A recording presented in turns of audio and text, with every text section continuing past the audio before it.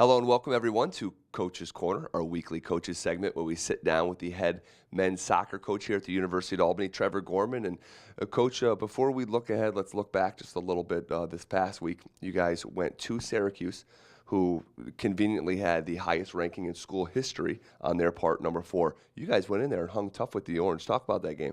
Well, we maybe caught them a week too early because I think when the polls come out today, they may be number 1 or 2, given the other results in the country. But no, it was a good experience for us to go over there. Syracuse is a very good team. I think if they stay healthy and they get a couple of breaks along the way, they're a legit Final Four contender. And we went in, we had a game plan. We knew we had to try to nullify a few things that they did, and we had to try to play to our strengths. And I was really proud of the guys for playing so well and for being only the second team all year to score against them, to equalize the game at 1, and to have a real chance to do something going down the stretch. So we were pleased to have that experience, obviously disappointed to not win or get something out of the game, but those are the kind of things that you hope can propel you on to the different level.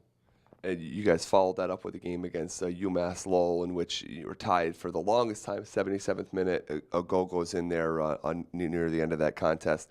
How important is it for you guys and the message to your team just to have a short-term memory to keep moving forward?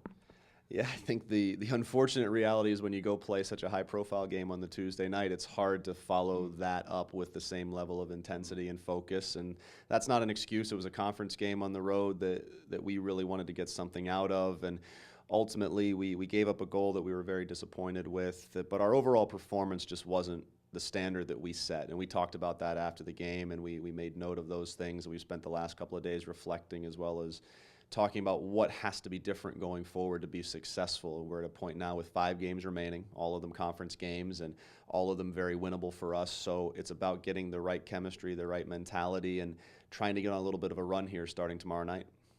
All right, I'm going to ask you about your senior defenseman, Dominic Magar. And or just a couple days ago, I guess, against Lowell, he started in his 71st consecutive game, which is now the school record for career starts. Talk about your senior defenseman and another stat that I just think is mind-blowing.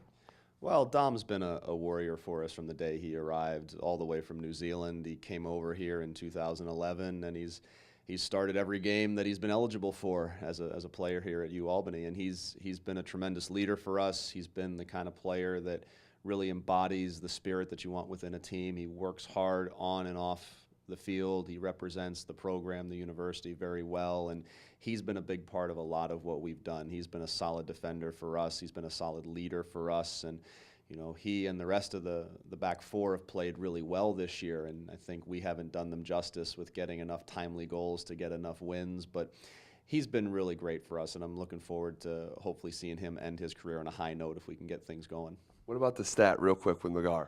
Well, the stat that blew you away was the one that I've told you. He has not missed a minute of action for us in his entire career here. So hopefully we haven't jinxed that. He'll be suiting up again tomorrow night, and he's just been an Ironman for us. So wherever that ranks him in the NCAA or anything else, I don't know, but it'd be fun to look at after the season. Yeah, well, certainly knock on wood, but yeah, that stat is just tremendous. All right, let's talk about upcoming. You have New Hampshire tomorrow night, and then you follow that contest up with a match against UMBC, who still hasn't lost in the league since you guys beat them 2 years ago.